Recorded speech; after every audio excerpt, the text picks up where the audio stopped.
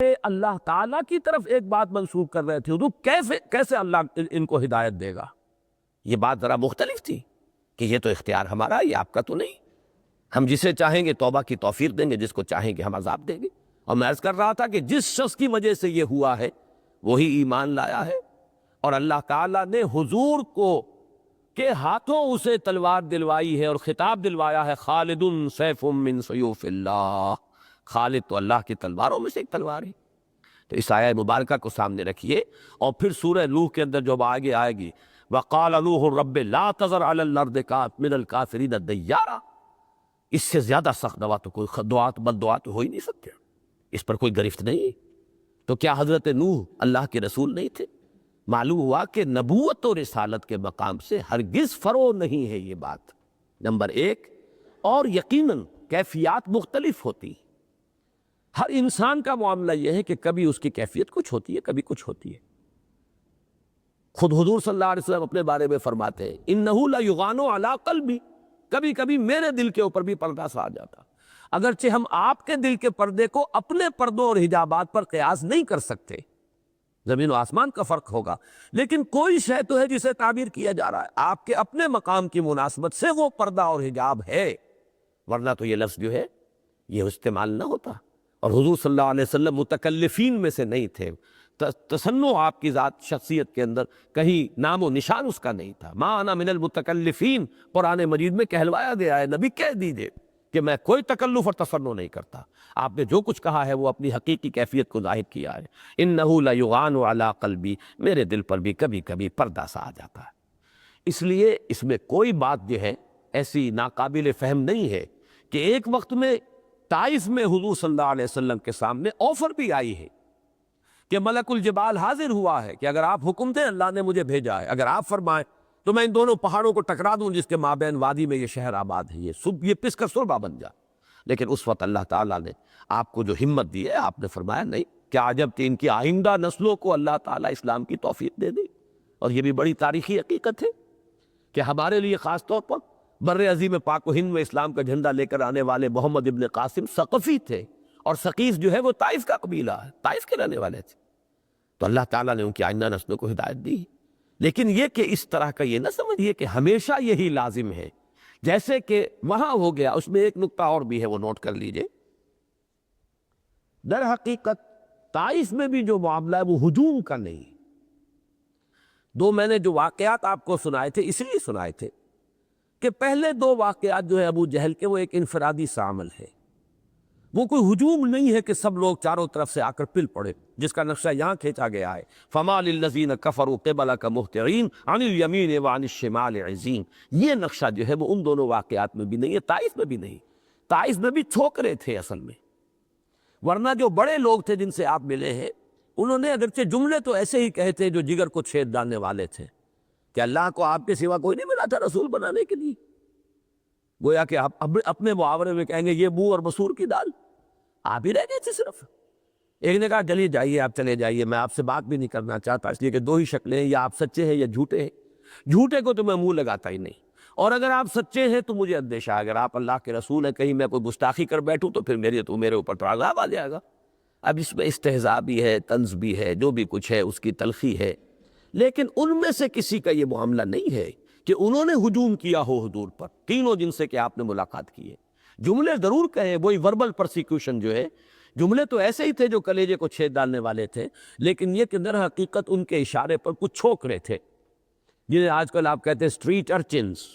بس ان کو ذرا اشارہ کر دیا گیا اور وہ جو ہے وہ پتھراؤ کر رہے ہیں، اس طریقے سے آپ پر وہ جو ہے وہ سنگ باری ہوئی ہے، خشت باری ہوئی۔ لیکن یہ دو موقع ایسے ہیں، ایک غزوہ احد جس کے بارے میں سب کو معلوم، اس لیے کہ ہماری بدقسمتی یہ ہے کہ سیرت کا جو حصہ ہے مکی دور کا، ہماری بڑی محرومی یہ ہے کہ اس کے بارے میں ہمارے پاس تفاصیل موجود نہیں، اس وقت تک کے واقعات کو اس طرح ریکارڈ نہیں کیا گیا، حالات کا ٹیمپو اتنا زیادہ تھا، صحابہ اس درجے مصروف تھے اپنی انقلابی جد و جہد میں کہ کون ان چیزوں کو ریکارڈ کرتا، کون حضور سے پچھلے حالات پوچھتا کہ کیا کچھ آپ کے ساتھ بیتی ہے ابتدائی دور میں۔ ابتدائی دور میں تو چند ہی لوگ ساتھ تھے، وہی ان سے واقف تھے، لہٰذا آپ کوئی ریسرچ کونسل بیٹھی ہوتی اور ریکارڈ کیا گیا ہوتا، وہ تو اس کا نہ معاملہ تھا، نہ اس کے لیے حالات سازگار تھے۔ البتہ مدینے میں آ کر چونکہ جنگیں ہوئی، اور جنگوں کے بارے میں عرب کا پہلے سے یہ ایک مزاج تھا کہ وہ کتابیں لکھا کرتے تھے، جنگوں کے حالات کو وہ مرتب کرتے تھے۔ کتاب المغازی سب سے پہلے لکھی گئی ہے سیرت کی، کہ جن میں غزوات کا ذکر ہے، اس لیے کہ وہ عربوں کی ایک روایت تھی، وہ ان کے ہاں ایک اہم مسئلہ ہوتا تھا۔ لہذا مدنی دور کی جو ہے سیرت، وہ بہت کچھ ہمارے پاس اس کا مواد موجود ہے، لیکن مکی دور کے بارے میں تو مصدقہ واقعات جو ہے وہ تو انگلیوں پر گنے جانے کے قابل ہیں۔ میں نہیں سمجھتا کہ 40 سال جو ہے حضور کے وحی کی آمد سے قبل اس کے ہمارے پاس 20 مصدقہ واقعات بھی موجود ہیں، اور جو 13 سال ہے اس کے بعد کے، اس کے شاید آپ کہیں تو 13 ہی مصدقہ واقعات شاید ہمیں مل سکے، اس سے زائد نہیں۔ یہ ہے ہماری محرومی کہہ لیجئے۔ قرآن مجید سے البتہ آپ بلڈ اپ کر سکتے ہیں سارے معاملے کو، لیکن یہ کہ مصدقہ اور موثق روایات کہ جو محدثین کے پیمانے جو ہے معیارات ہیں ان پر بھی پوری اترتی ہو، اس کا میں کہہ رہا ہوں۔ ورنہ یہ کہ میلاد کی کتابوں میں تو جو قصے لکھے ہوئے ہیں بغیر کسی سند کے،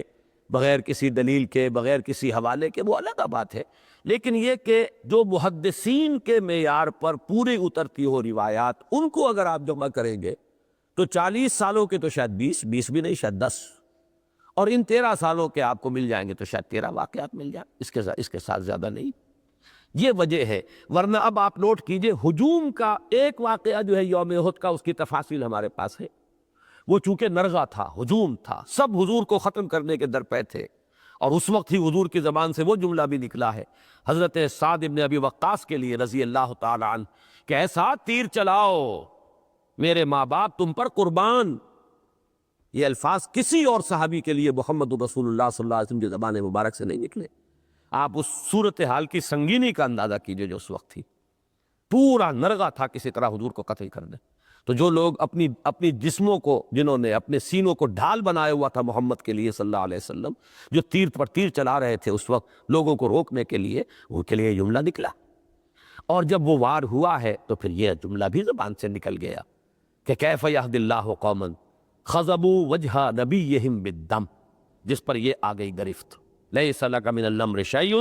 او یتوب اللہ او یتوب علیہم او یعذبہم، اللہ چاہے گا تو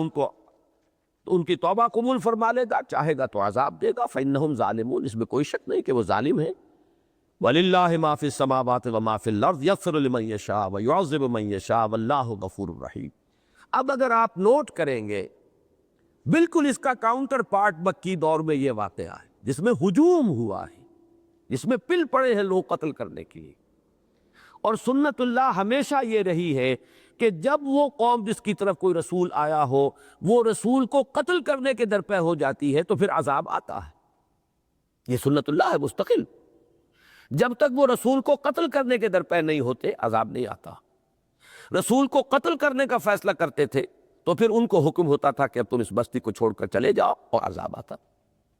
یہاں پر میں سمجھتا ہوں کہ بالکل وہی سچویشن اس واقعے کے اندر ہمیں نظر آتی ہے، جبکہ وہ دائیں اور بائیں سے غول کے غول، جتھے کے جتھے، اس لیے کہ عزین جو ہے جمع ہے عزتن کی، عزتن کہتے ہیں ایک جمعیت، ایک گروہ، ایک غول، غول در غول، گروہ در گروہ، دائیں بائیں ہر جہات کی طرف سے پل پڑنے کے لیے وہ آ رہے تھے، جھپٹ رہے تھے۔ تو یہ بعین ہی وہ کیفیت بن چکی تھی کہ جس کے بعد عذاب الہی کا معاملہ جو ہے وہ اس قانون اور سنت الہی کے روح سے بھی عین قرین قیاس تھا۔ لہذا اس وقت اگر حضور صلی اللہ علیہ وسلم کی زبان مبارک سے وہ دعا نکلی ہو کہ پروردگار اب یہ اس انتہا کو پہنچ چکے ہیں، اب ان کی رسی مزید دراز نہ فرما، تو یہ قطعاً کوئی ایسی شے نہیں ہے کہ جو ناقابل قیاس ہو اور اس کے لیے ہمارے ذہن بالکل آمادہ نہ ہو۔ ہمیں ہر وقت اس طبع بشری کو سامنے رکھنا چاہیے کہ بہرحال حضور صلی اللہ علیہ وسلم کا جو مقام اور مرتبہ ہے بحیثیت نبی و رسول، ہم اس کا تصور بھی نہیں کر سکتے، لیکن ہمیں یہ ماننا ہے کہ آپ انسان تھے، گوشت پوشت کے انسان تھے، آپ کے اندر بھی وہ تمام میلانات تھے، وہ داعیات تھے،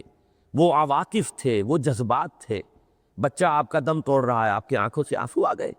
حضرت ابراہیم کا جب عالم نزع تھا، آنکھوں سے آنسو آ گئے، لوگ حیران ہوئے ہیں، نبی آپ کی آنکھوں میں آنسو؟ آپ نے فرمایا کہ یہ تو وہ رحمت ہے جو اللہ نے انسانوں کے دل میں رکھ دی ہے، باقی ہم کہتے یہی ہے کہ اللہ ہم تیری رضا پر راضی، ہماری زبان سے کوئی کلمہ جو ہے شکوہ و شکایت کا نہیں نکلے گا، باقی یہ دل میں جذبات ہیں اللہ نے رکھے، حضرت حمزہ کی شہادت پر وہ الفاظ نکل گئے، اما حمزہ تو فلا بواکی لو، ہائے حمزہ کے لیے تو کوئی رونے والی بھی نہیں۔ یہ الفاظ آپ کے جذبات کی شدت جو ہے، اس کے اندر جو کیفیت ہے، ہیجان جو برپا ہے، وہ محبت تھی، فطری تھی، طبعی تھی، پھر ایمان کی بنیاد پر تھی۔ ان کا جو مقام تھا اسد اللہ و اسد رسول ہی، یہ ساری محبتیں جو قلب محمدی میں تھی حضرت حمزہ کے لیے علیہ الصلاۃ والسلام و رضی اللہ عنہ، ظاہر بات ہے اس کا اظہار ہوا ہے۔ اما حمزہ تو فلا بواکی لہ، جب سنا ہے انصار نے تو انہوں نے اپنے ہاں سے جا کر خواتین کو بھیجا ہے کہ جاؤ اور تعزیت کرو، اس لیے کہ اس وقت تک مردوں پر بین کرنے کی ابھی اور ماتم کرنے کی ممانعت نہیں آئی تھی، اور یہ عرب کا رواج تھا۔ ان کی خواتین جو ہے وہ قصیدے کہتی تھی فی البدیہہ، اور روتی تھی اور کپڑے پھاڑتی تھی اور چیختی تھی اور چلاتی تھی، جیسے کہ اور لوگوں کے اندر رواج ہی۔ وہ تو بعد میں اسے روکا گیا، منع کیا گیا، اس وقت تک اس کی مناہی نہیں تھی۔ تو اس کو ہمیشہ ذہن میں رکھیں، اور میں نے آج اس قدر تفصیل سے یہ بات اسی لیے کی ہے کہ یہ تفصیل لوگوں کی ذہن میں بیٹھ نہیں رہی۔ مجھے اندازہ ہوا تھا کہ سال سائل بعذاب واقع، اس میں حضور صلی اللہ علیہ وسلم ہو سکتے ہیں عذاب کا تقاضا کرنے والے، تو میں نے اسی لیے میں یہ کہنے کی ہرگز جرأت نہ کرتا اگر شاہ عبد القادر رحمۃ اللہ علیہ کی رائے تیقن کے ساتھ یہ موجود نہ ہو۔ اگر تفسیر کبیر میں امام راضی نے اس رائے کا اظہار، صرف ایک رائے، مختلف آراء، امام راضی کا تو یہ ہے کہ وہ آراء نقل کرتے ہیں، یہ بھی احتمال ہے، یہ بھی احتمال ہے، یہ بھی کہا گیا، یہ بھی کہا گیا، تو انہوں نے بھی ایک احتمال تفسیر کبیر کے اندر دیا ہے کہ اس میں اشارہ حضور صلی اللہ علیہ وسلم کی طرف ہے۔ میرے نزدیک ایک داخلی گواہی موجود ہے سورہ معارج میں، فَاصْبِرْ صَبْرًا جَمِيلًا، اے نبی صبر کیجئے، بڑا خوبصورت صبر۔ یہ فوراً جو آ رہا ہے، ورنہ اکثر و بیشتر یہ صورت اختتام پر جا کر صبر کی تلقین کرتی ہیں، لیکن یہاں فوراً اسی وقت فَاصْبِرْ صَبْرًا جَمِيلًا إِنَّهُمْ يَرَوْنَهُ بَعِيدًا وَنَرَاهُ قَرِيبًا۔ اسی کے لیے ایک دوسری گواہی دیکھیے، ایک جگہ فرمایا گیا وَلَا تَعْجَلْ عَلَيْهِمْ، اے نبی آپ ان کے بارے میں جلدی نہ کیجئے، اور تاجل علیہم اعلیٰ آتا ہے مخالفت کے لیے، یعنی ان کے خلاف جلدی نہ کیجئے کہ ان کے خلاف اللہ تعالیٰ کا فیصلہ جو ہے وہ فوری طور پر سنا دیا جائے۔ یہ میں اس کا حوالہ بھی آپ کو دینا چاہتا ہوں، یہ سورہ مریم کی آیت نمبر 84 ہے، فَلَا تَعْجَلْ عَلَيْهِمْ إِنَّمَا نَعُدُّ لَهُمْ عَدًّا، اے نبی آپ جلدی نہ ان کے خلاف کیجئے، ہم ان کی ایک ایک چیز گن گن کر رکھ رہے ہیں، ان کے تمام اقوال، ان کے افعال، گویا کہ ایک ایک چیز کا انہیں بھرپور بدلہ مل جائے گا، سزا مل جائے گی، لیکن اس سزا کے لیے ہماری حکمت میں جو وقت معین ہے وہ وہی مناسب ہے، آپ اس میں جلدی نہ کیجئے۔ فَلَا تَعْجَلْ عَلَيْهِمْ إِنَّمَا نَعُدُّ لَهُمْ عَدًّا۔ تو ایک تو خود سورہ معارج میں داخلی گواہی فَاصْبِرْ صَبْرًا جَمِيلًا، دوسرے یہ کہ جوڑا جوڑا ہے یہ صورتیں۔ اس سورہ مبارکہ کا مصنف جو ہے وہ سورہ نوح ہے، اور سورہ نوح میں حضرت نوح کی دعا جو ہے وہ تو آپ کے علم میں ہے کہ شاید سخت ترین دعا جو کبھی مانگی گئی ہو، بد دعا جو دی گئی ہو۔ اب دیکھیے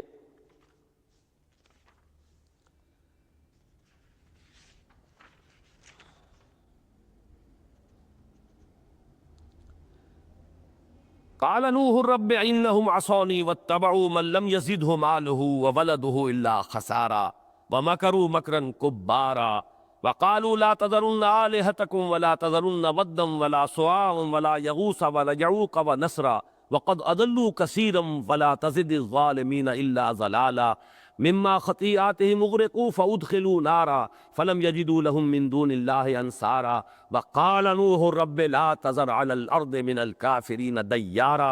فإنك إن تذرهم يضلوا عبادك ولا يلدوا الا فاجرا کفارا۔ اے اللہ اس زمین پر کافروں کا ایک دستہ گھر نہ چھوڑ، اگر تو ایک کو بھی چھوڑ دے گا تو ان کی آئندہ نسلوں میں سے بھی کافر اور فاجر ہی اٹھیں گے۔ اس درجے یعنی اس قوم کے بارے میں مایوسی حضرت نوح علیہ السلام کو ہوئی تو اتنے سخت دعا دی، آپ بد دعا دی۔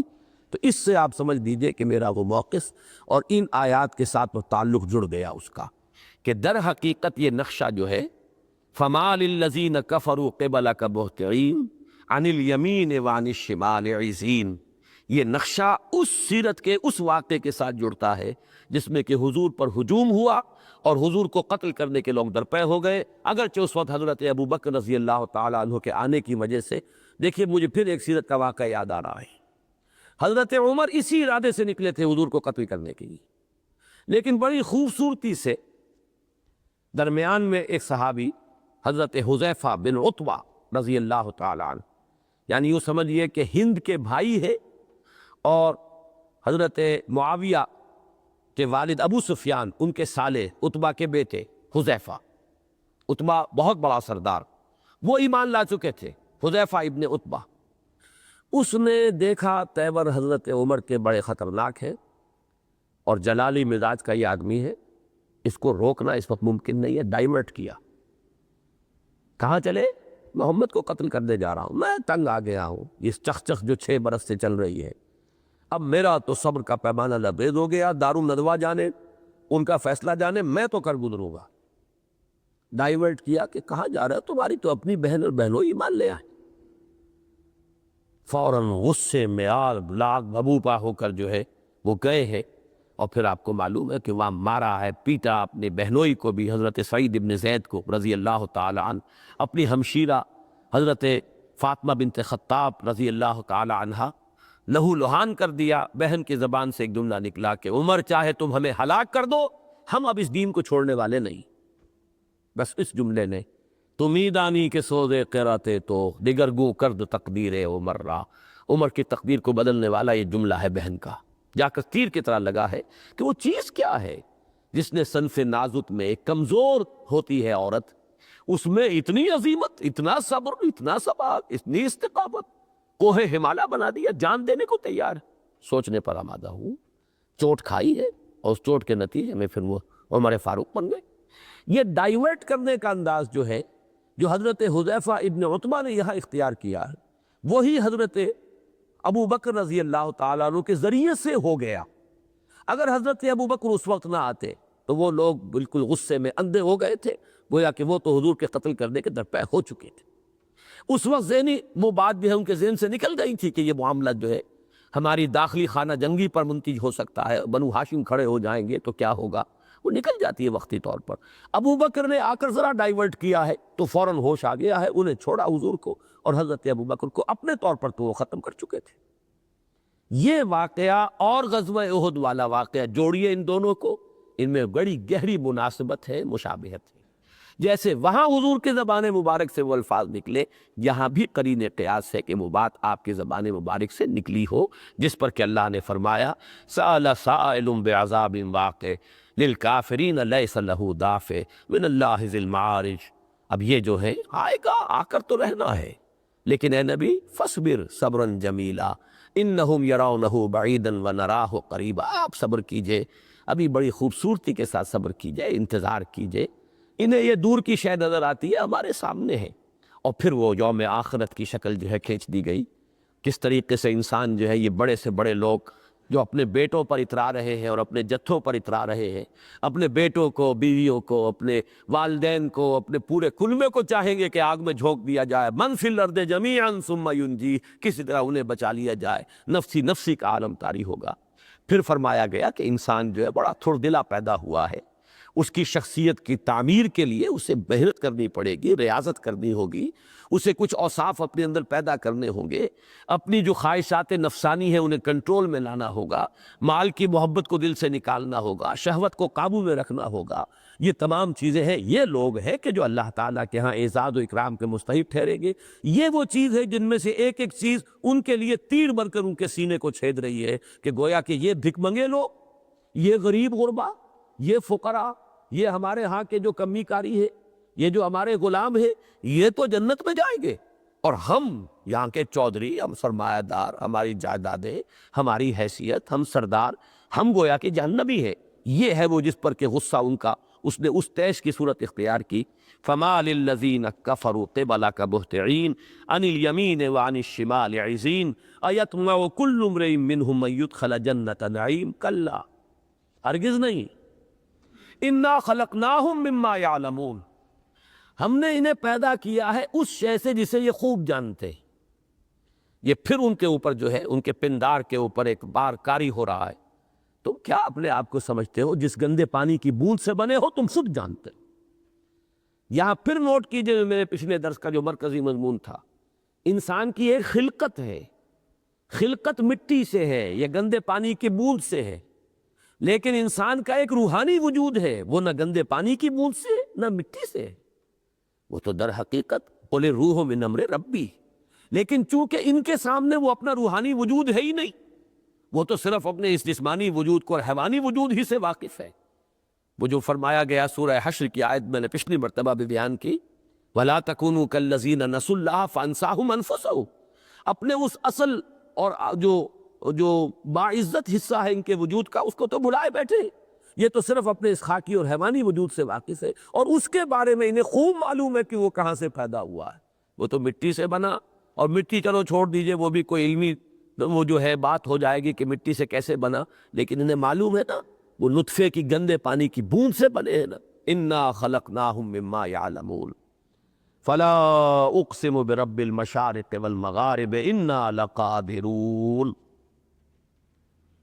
تو نہیں، میں قسم کھاتا ہوں مشرقوں اور مغربوں کے رب کی، ہم یقیناً قادر ہیں۔ یہ فلا اقسم میں لا کا جو مضمون ہے یہ کئی دفعہ آ چکا ہے، سورہ واقعہ میں بھی آیا، اس کے بعد اس سے پہلے الحاقہ میں بھی آ چکا ہے۔ اس میں کئی بحثیں ہیں، بعض حضرات تو اس کو لا کو یہ سمجھتے ہیں کہ یہ متصل ہے، بعض کہتے ہیں کہ یہ صرف لفظاً پڑھا جائے گا، معناً مراد نہیں ہے، یہ ایسے ہی ہے صرف اضافی طور پر۔ لیکن یہ کہ دوسرے حضرات اس بات کو قبول کرنے کے لیے تیار نہیں کہ قرآن مجید میں کوئی چیز بے معنی بھی ہو، بلا کسی معنی کے لے آئی گئی ہو، اور مجھے انہی کی رائے سے اتفاق ہے۔ اب جو اس کو بامانی سمجھتے ہیں ان کی دو رائے ہیں، ایک تو یہ کہ فلا اقسمو میں قسم نہیں کھاتا، مراد کیا ہے؟ یہ بات اتنی واضح ہے کہ قسم کھانے کی ضرورت ہی نہیں، لشدت وضوح ہی، اس شے کے، اس بات کے نہایت واضح ہونے کی وجہ سے میں قسم کھانے کی مجھے ضرورت ہی نہیں۔ ایک یہ مفہوم ہے کہ آفتاب آمد دلیل آفتاب، اب میں سورج کی موجودگی پر قسم کھاؤں؟ میں کوئی احمق نہیں ہوں، ظاہر بات ہے کہ کوئی ضرورت نہیں قسم کھانے کی، سورج تو خود اپنے وجود کا اعلان کر رہا ہے۔ کوئی شخص اگر ڈٹائی سے انکار کر رہا ہے تو وہ قسم سے بھی نہیں مانے گا، اس لیے کہ جب سورج چمک رہا ہو نصف النہار پر تب انکار کر رہا ہے ایک شخص، تو کسی کے قسم کھانے سے کیسے مان لے گا؟ تو ایک رائے یہ ہے۔ دوسری رائے جو ہے وہ مولانا فراہی کا جو مکتب فکر ہے اور مولانا اصلاحی صاحب نے جسے مزید آگے بڑھایا ہے، مجھے انہی سے اتفاق ہے اس معاملے میں، کہ یہاں لا کے بعد ایک طرح کا وقفہ ہے۔ عربی زبان میں پنکچویشن نہیں ہے، ہمارے ہاں انگریزی میں آپ کو معلوم ہے کوما لگا دیا، نے کے بعد کوما، I swear by the day of judgment، نہیں، میں قسم کھاتا ہوں۔ یہاں پہ نہیں سے مراد ہوتا ہے کہ جو تمہارے ذہن میں ہے وہ غلط ہے، میں اس کی نفی کر رہا ہوں۔ تم جو کچھ سوچ رہے ہو بالکل پادر ہوا شے ہے، اس کی کوئی حقیقت نہیں، اس کے لیے کوئی بنیاد نہیں۔ I swear by the day of judgment، لا اقسم بیوم القیامہ، یہ سورہ قیامہ آ جائے گی، اس میں تفصیل سے مباحث آئیں گے۔ تو یہ لا منفصل ہے، گویا کہ لا علیحدہ پڑھا جائے گا، تھوڑا سا وقفہ، فلا اقسم برب المشارق والمغارب، تو نہیں، تم نفی کر رہے ہو آخرت کی، تمہیں اعتماد نہیں ہے آخرت پر، تمہیں یقین نہیں آخرت پر، لیکن میں قسم کھاتا ہوں، فلا اقسم برب المشارق والمغارب۔ اب یہ یہاں پر جمع کی صورت میں آیا ہے، مشرق اور مغرب، مشرقوں اور مغربوں کے رب اور مالک کی قسم کھاتا۔ قرآن مجید میں یہ واحد میں بھی آئیں گے مشرق اور مغرب، یہ ہر روز کا ہمارا جو مشاہدہ ہے، ایک مشرق ہے ایک مغرب ہے، ہر شخص جو ہے جو دیکھتا ہے سورج شروع جہاں سے طلوع ہوا وہ اس کا مشرق ہے، اور جہاں وہ غروب ہوا وہ مغرب ہے۔ لیکن آپ کو معلوم ہے کہ مشرقین و مغربین یہ بھی آیا، رب المشرقین و رب المغربین، وہ رب ہے مشرقوں کا، دو مشرقوں کا، دو مغربوں کا۔ اس کی تعبیر یہ ہو سکتی ہے کہ ہمارا جو مشرق ہے وہ دوسری دنیا کا مغرب ہے، امریکہ کے لیے وہ مغرب ہے، اور ہمارا جو مغرب ہے امریکنز کے لیے وہی مشرق ہے۔ اس اعتبار سے گویا کہ مشرقین اور مغربین کا تصور ہو جائے گا۔ اور مشارق و مغارب، یہ ہمیں معلوم ہے کہ زمین چونکہ ترچھی ہے، وہ اپنی حرکت کے ساتھ جب آگے جاتی ہے ہر روز نیا مشرق ہوتا ہے۔ زمین کی جو حرکت ہے اسی نقطے پر، ہمارے لاہور کے اعتبار سے اسی نقطے پر سورج جو ہے طلوع نہیں ہوگا کل، جس پر کہ آج طلوع ہوا تھا، اس لیے کہ ہر روز جو ہے اس کی وہ شمالاً جنوباً جو ہے سورج جو ہے سردی کے موسم میں جنوب کی طرف چلا جاتا ہے، گرمیوں کے موسم میں شمال کی طرف آ جاتا ہے، ہمارے شمالی کرے کے اعتبار سے، نصف کرہ جو ہے شمالی اس کے اعتبار سے، جنوبی نصف کرہ کے اعتبار سے ہماری جب سردی ہوتی ہے وہاں گرمی ہوتی ہے، جب ہماری گرمی ہوتی ہے وہاں سردی ہوتی ہے۔ تو اس اعتبار سے گویا کہ زمین کا ہر نقطہ، غور کیجیے گا، زمین کا ہر نقطہ، یہ جو خط سرطان اور خط جدی دو خط ہے، اس سے آگے سورج نہیں جاتا، نہ اوپر نہ نیچے، ان دونوں کے درمیان ہر نقطہ جو ہے زمین پر وہ مشرق بھی ہے مغرب، اس پر کسی نہ کسی وقت سورج طلوع ہو رہا اور کسی نہ کسی وقت اس پر سورج غروب ہوتا۔ اس اعتبار سے رب المشارق والمغارب یہ جمع کے صیغے میں غالباً صحیح ترین تعبیر یہی ہے۔ فلا اقسم برب المشارق والمغارب، تو نہیں، میں قسم کھاتا ہوں مشرق اور مغرب کے رب کی، انا لقادرون، ہم اس پر یقیناً قادر ہیں، علی ان نبدل خیرا منہم وما نحن بمسبوقین، کہ ہم بدل دیں ان کو ان سے بہتروں سے، جس کی وضاحت کرنی پڑے گی،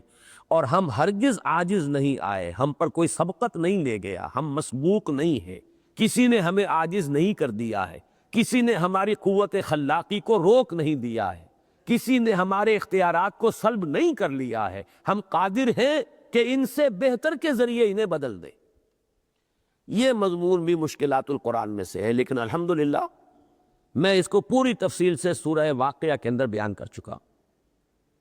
اصل میں ہمارے اکثر مفسرین جو ہے وہ تو یہاں نبدلہ سے مراد لیتے ہیں دنیا میں آپ کو ہٹانا، کسی اور کو لے آنا۔ یہ تبدیلی ہر وقت ہو رہی ہے، ایک نسل ختم ہوتی دوسری نسل آ جاتی،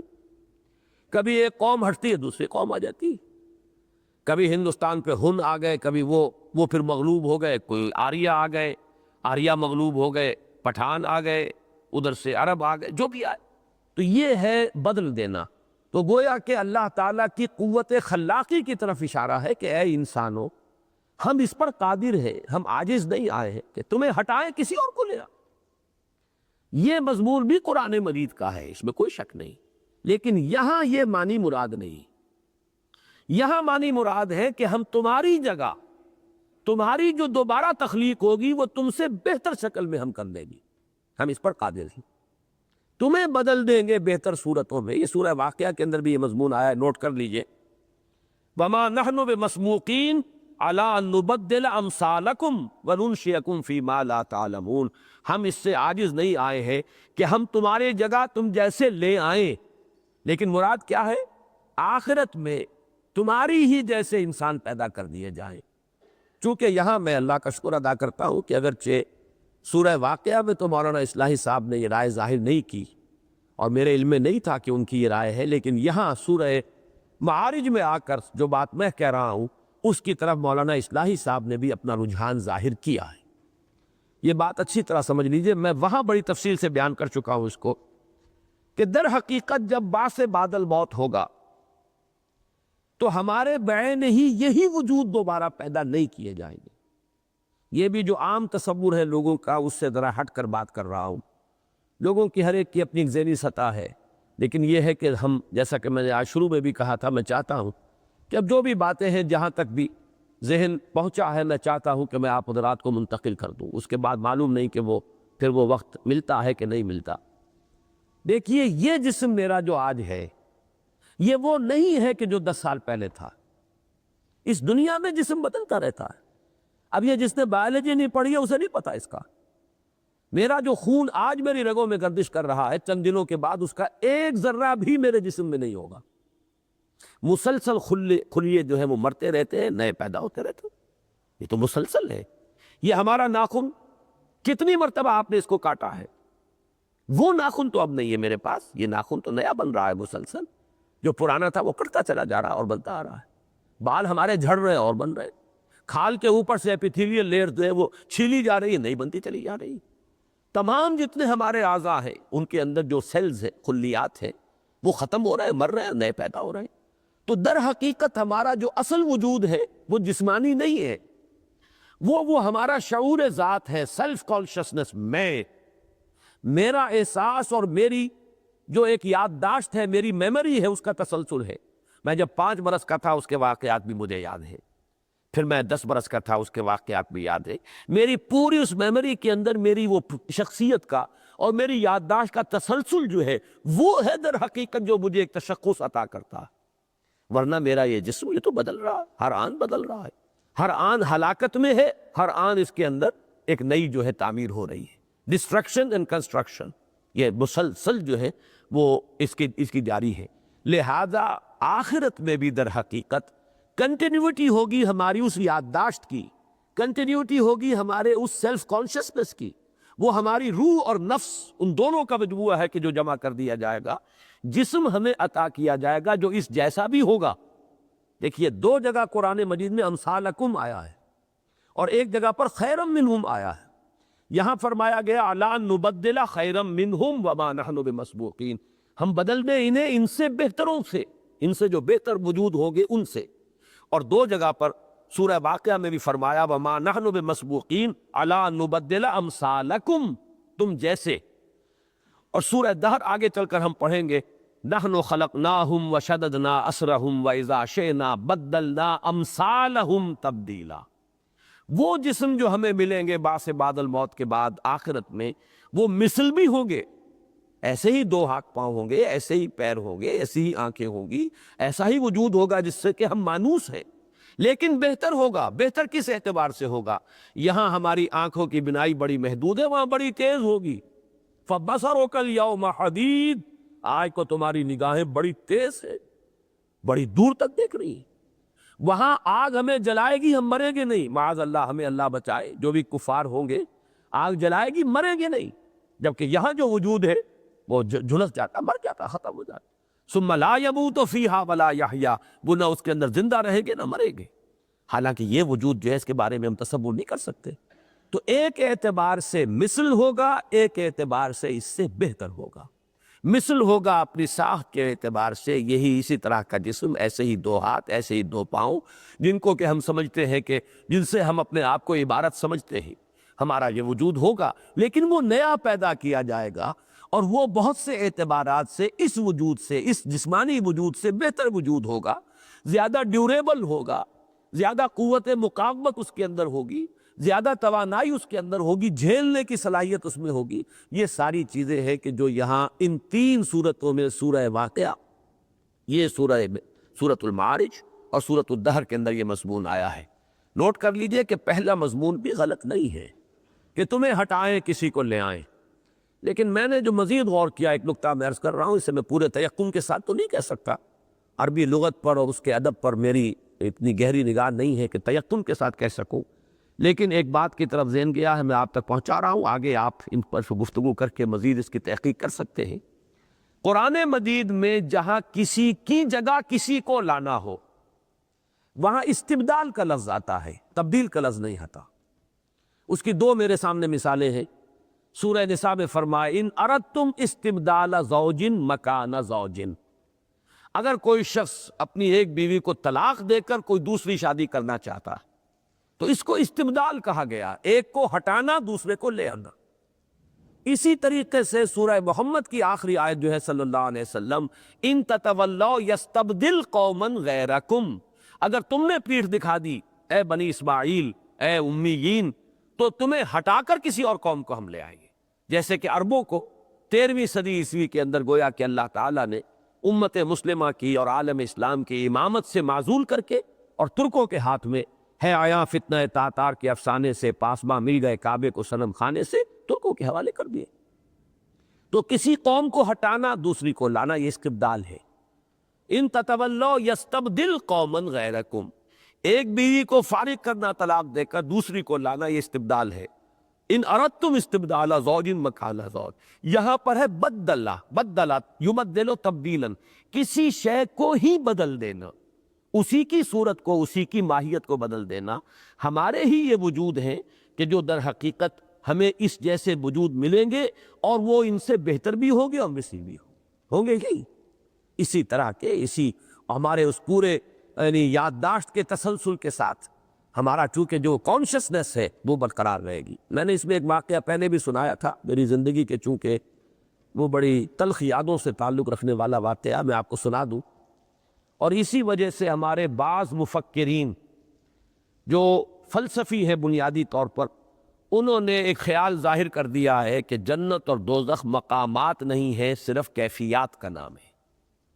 مجھے اختلاف ہے، میرا موقف بالکل وہی ہے 100% درست جو اہل سنت والجماعت کا ہے۔ یہ جگہ ہے، پلیسز ہے، یہ صرف سٹیٹس نہیں ہیں۔ اور مجھے افسوس ہے کہ خیر اگر سر سید احمد خان اس بات کو کہیں تو شاید میرے لیے قابل تعجب اتنا نہ ہوتا، لیکن علامہ اقبال نے بھی اپنے لیکچرز میں یہی بات کہہ دی کہ hell and heaven are states not places, جگہ نہیں ہے، کوئی مقامات نہیں ہے، بلکہ یہ اسٹیٹس ہے۔ اچھا، اس کے کہنے کی کیا بنیاد ہے؟ اگرچہ مجھے اس سے اختلاف ہے، لیکن بنیاد کیا اس کو سمجھ لیجئے کہ در حقیقت اصل اہمیت جو ہے وہ ہمارے شعور کی ہے۔ آپ خواب دیکھ رہے ہیں، خواب میں شیر آپ پر حملہ آور ہوتا ہے، پورے خوف کی وہ کیفیت جو آپ پر طاری ہو جاتی ہے، نہ کوئی شیر ہے نہ کچھ حقیقت ہے، وہ تو اصل میں آپ کا احساس ہے۔ جب احساس پر وہ کیفیت طاری ہو گئی تو گویا کہ اس کا سارا جو اذیت اور کوفت ہے وہ تو آپ کو مل گئی۔ میری زندگی کا واقعہ یہ ہے کہ میرے ماموں صغیر احمد جان صغیر مرحوم، انہیں کینسر ہوا، اور ان کی یہ تھائی بون جو ہے، یہ بڑی ہڈی جو ہے ران کی، اس میں کینسر تھا، شدید درد انہیں ہوتا، چیخیں مارتے تھے۔ اچھا، وہ درد کچھ ایسا تھا، ریفرڈ تھا، وہ انہیں یہ محسوس ہوتا تھا کہ وہ ان کا جو پاؤں بڑھتی ہے، پاؤں انگوٹھا جو تھا پاؤں کا، وہاں سے وہ درد کی لہر آ رہی، یہ ریفرڈ پینس کہلاتے ہیں ہمارے میڈیکل سائنس میں۔ وہ نروز جہاں سے شروع ہو رہی ہو، محسوس ہوتا ہے کہ وہاں سے یہ درد آ رہا ہے۔ اب ہوا یہ کہ ایمپوٹیشن کر دیا گیا، ان کی ٹانگ کاٹ دی گئی، پوری ٹانگ جو ہے وہ کٹ گئی، بے ہوش کر کے انہیں ایمپوٹیشن ہوا۔ اس کے بعد وہ آ گئے اپنے کمرے میں، اب انہیں پتہ نہیں کہ ان کی ٹانگ کٹ چکی ہے، انہیں کیا پتہ، وہ تو بے ہوشی میں ٹانگ کٹی، اوپر جو ہے پڑا ہوا چادر، ہوش میں آ کر وہ یہی کہہ رہے ہیں پکڑو ذرا میرا انگوٹھا، اس میں شدید درد ہو رہا، انگوٹھے کا وجود ہی نہیں، اس لیے کہ وہ نرو جہاں سے کٹی ہے اس میں جو فائبرز انگوٹھے کے تھے ابھی وہ اریٹیٹ ہو رہے ہیں، وہ یہ سمجھ رہے ہیں کہ میرے انگوٹھے پہ درد ہے، حالانکہ انگوٹھے کا وجود ہے، انگوٹھا کیا، وہ تو پوری ٹانگ ختم ہو چکی، لیکن انہیں یہ محسوس ہو رہا ہے کہ ارے ذرا تھامو اس انگوٹھے کو، پکڑو ذرا، دباؤ اس کو، مجھے شدید درد ہو رہا ہے۔ تو یہ چیز جو ہے اس کو ذہن میں رکھیے کہ اصل بات تو ہے وہ اندر جو احساس ہے، اگر وہ ہو رہا ہے، ٹانگ ہے یا نہیں ہے، ٹانگ کا درد ہو رہا ہے۔ اسی طریقے سے کوئی عضو ہو نہ ہو، لیکن آپ کو وہ تکلیف پہنچ رہی ہو جو کسی عضو کے کاٹنے سے ہوتی ہے، تو آپ کو تو تکلیف پہنچ گئی نا۔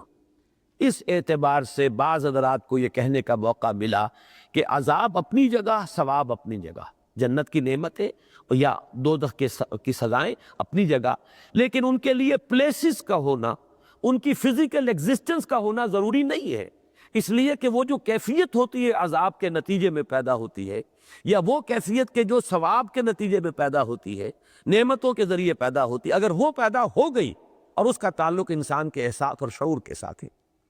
تو اس اعتبار سے انہیں کہنے کا موقع ملا، یعنی وہ عذاب اور ثواب کے منکر نہیں ہے، وہ کہتے ہیں سزا بھی ہوگی اور نعمتیں بھی ملیں گی، ان کی لذتیں بھی ہوگی، لذت بھی ہوگی، علم بھی ہوگا، لیکن یہ کہ وہ فزیکل ان کی ایگزسٹنس نہیں ہوگی ان جگہوں کی، جنت اور دوزخ کی۔ لیکن پھر نوٹ کر لیجئے، مجھے ان سے اتفاق نہیں، میں یہ سمجھتا ہوں کہ اللہ تعالیٰ اس کائنات کو پیدا کرنے پر قادر ہے، تو بالکل اس دوسرے عالم کو بھی پیدا کرنے پر قادر ہے، ہم کیوں کہیں کہ وہ نہیں ہوگی، وہ ہوگی۔ اور یقیناً جس طریقے سے قرآن مجید میں اس کے نقشے کھینچے گئے ہیں، اس کے بارے میں یہ تعبیر کرنا میرے نزدیک یہ فلسفے سے کچھ زیادہ مرعوبیت کی علامت ہے۔ ہمیں زیادہ جو ہے مرعوب ہونا چاہیے قرآن سے اور سنت سے، اور اس کی جو کیفیات ہے، خاص طور پر آخرت کے بارے میں ہمیں منہ شگافیاں منطقی نہیں کرنی چاہیے، بلکہ جو چیزیں آئی ہیں ایز سچ کتاب و سنت کے اندر ان کی تصدیق کرنی چاہیے۔ بہرحال علی ان نبدل خیرا منہم، ہم اس پر قادر ہیں کہ ان سے بہتر وجود ان کو عطا کر دیں۔ وما نحن بمسبوقین، اور ہم بالکل عاجز نہیں آئے، کسی نے ہمارا ہاتھ نہیں روکا، کسی نے ہمارا اختیار سلب نہیں کیا۔ مسبوقین چونکہ مفعول کا صیغہ ہے، اس لیے میں یہ انداز تعبیر اختیار کر رہا ہوں۔ فذرہم، اب یہ آخری آیات جو ہے یہ سمجھیے کنکلوڈنگ آیات ہے۔ فذرہم، اے نبی چھوڑیے ان کو، دفع کیجئے انہیں۔ یہ ان ابتدائی صورتوں میں اکثر آپ کو ملے گا، ذرنی ومن یکذب بہذا الحدیث، چھوڑیے اے نبی مجھے اور ان کو جو اس قرآن کا انکار کر رہے ہیں، میں نبٹ لوں گا ان سے۔ اس میں بھی دیکھیے اندازہ وہی، آپ جلدی نہ مچائیں، آپ ان کے بارے میں ابھی فیصلہ جو ہے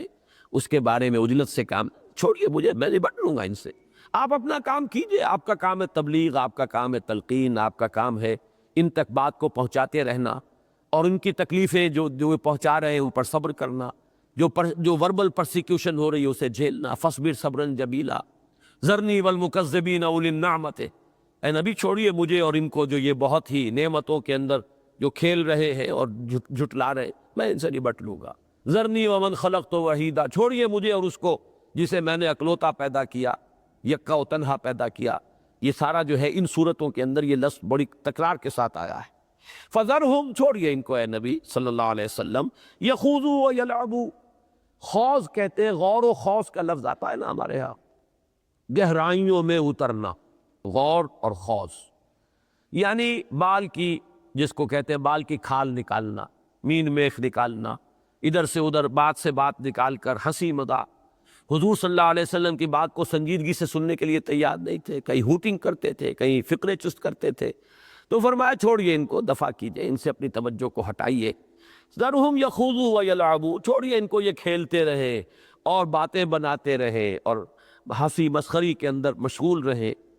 حتیٰ یلاقوا یومہم الذی یوعدون، یہاں تک کہ ان کی ملاقات ہو ہی جائے اس دن سے جس دن کا کہ ان سے وعدہ کیا جا رہا ہے، یعنی قیامت کا دن، وہ جس کا کہ نقشہ جو ہے ابتدا کے اندر کھینچ دیا گیا۔ یبصرونہم یود المجرم لو یفتدی من عذاب یومئذ ببنیہ وصاحبتہ واخیہ وفصیلتہ التی تؤویہ ومن فی الارض جمیعا ثم ینجیہ، وہ جس کا وعدہ ان سے کیا جا رہا ہے، آپ چھوڑیے ان کو، دفع کیجئے، ان کی طرف سے توجہ ہٹا لیجئے، انہیں کھیل کود میں مست رہنے دیجئے، انہیں باتیں بنانے دیجئے، یہاں تک کہ اس دن سے ان کی ملاقات ہو جائے جس دن کا ان سے وعدہ کیا جا رہا ہے یا جس دن کی دھمکی دی جا رہی ہے۔ یوم یخرجون من الاجداث سراعا کانہم الی نصب یوفضون، جس دن کے یہ نکلیں گے اپنی قبروں سے، اجداث جمع ہے جدس کی، اور جدس کہتے ہیں قبر کو۔ یخرجون من الاجداث سراعا، سراعا سری کی جمع ہے، تیزی کے ساتھ دوڑتے ہوئے نکلیں گے۔ یوم یخرجون من الاجداث سراعا، یہی لفظ آیا ہے سورہ یاسین میں بھی، فَإِذَا هُم مِّنَ الْأَجْدَاثِ إِلَىٰ رَبِّهِمْ يَنْسِلُونَ، تو جب وہ پکارا جائے گا اور سور میں پھونکا جائے گا تو یہ اپنی قبروں سے نکل کر اپنے رب کی طرف تیزی سے دوڑ لگائیں گے۔ وہی بات یہاں ہے، فَذَرْهُمْ يَخُوضُوا وَيَلْعَبُوا حَتَّىٰ يُلَاقُوا يَوْمَهُمُ الَّذِي يُوعَدُونَ يَوْمَ يَخْرُجُونَ مِنَ الْأَجْدَاثِ سِرَاعًا كَأَنَّهُمْ إِلَىٰ نُصُبٍ يُوفِضُونَ، ایسے وہ دوڑیں گے جیسے کہ کسی نصب شدہ چیز یا نشان یا استھان یا بت کی طرف دوڑ لگائی ہوئی ہو۔ یہ جو وفس کا مادہ آتا ہے جس سے ایفاز ہے، یوفضول، یہ بھی تیزی کے ساتھ دوڑنے کے لیے۔ اور نصب نصیب کی جمع ہے، نصیب جو ہے فعیل کے وزن پر، یہ فاعل اور مفعول دونوں کے معنی دیتا ہے، یہاں مفعول کے معنی میں منصوب، جس چیز کو گاڑ دیا جائے، نصب کر دیا جائے۔ تو دوڑ لگانے کے لیے بھی کوئی نشان مقرر کر لیا جاتا ہے کہ آؤ دوڑ لگائیں، کون پہلے پہنچتا ہے۔ اسی طرح بتوں کے استھان، چونکہ بت بھی نصب کیے جاتے تھے، زمین میں گاڑے جاتے تھے، یا پتھر جو ہے علامت کے طور پر گاڑ دیے جاتے تھے، وہ بھی نصب ہے۔ تو جیسے اس کی طرف رخ کر کے لوگ دوڑ لگاتے ہیں، ایسے ہی یہ اس روز اپنی قبروں سے نکل کر بھاگیں گے اور دوڑیں گے۔ خاشعۃ ابصارہم ترہقہم ذلہ، ان کی نگاہیں جھکی ہوئی ہوں گی شرم سے، خجالت سے، پشیمانی سے۔ ترہقہم ذلہ، ان پر مسلط ہو چکی ہوگی ذلت، اور یوں سمجھیے کہ رسوائی اور سخت قسم کی پشیمانی۔ رہق کا لفظ آتا ہے کسی کا زیادتی کرنا، لا یخاف بخسم ولا رہقا، یہ سورہ جن میں یہ لفظ آئے گا۔ رہق جو ہے اس کے معنی کسی کے اوپر مسلط ہو جانا، تو ان پر مسلط ہو چکی ہوگی ذلت اور رسوائی اور پشیمانی اور شرمندگی۔ ذالک الیوم الذی کانوا یوعدون، وہ ہے وہ دن کہ جس کا ان سے وعدہ کیا جاتا تھا، جس کے بارے میں شروع میں آیا انہم یرونہ بعیدا ونراہ قریبا، یہ اسے دور دیکھ رہے ہیں، ہمارے وہ سامنے موجود ہیں، ہم قریب دیکھ رہے ہیں۔ اسی کے بارے میں رائے ظاہر کر چکا ہوں کہ وہ جو فرمایا تعرج الملائکۃ والروح الیہ فی یوم کان مقدارہ 50,000 سنہ، یہ وہی قیامت کا دن ہے۔ اس کے بارے میں فرمایا گیا وہ اتنا طویل ہوگا کہ یہاں اس صورت میں فرمایا گیا 50,000 سال۔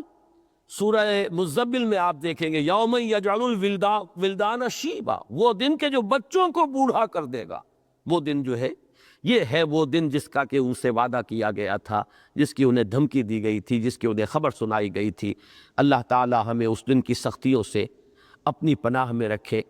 اور اس دن کی رسوائی سے ہمیں بچائے، اللہم اجرنا من خزی الدنیا و خزی الآخرہ، اللہم اجرنا من عذاب الدنیا و عذاب الآخرہ، آمین یا رب العالمین۔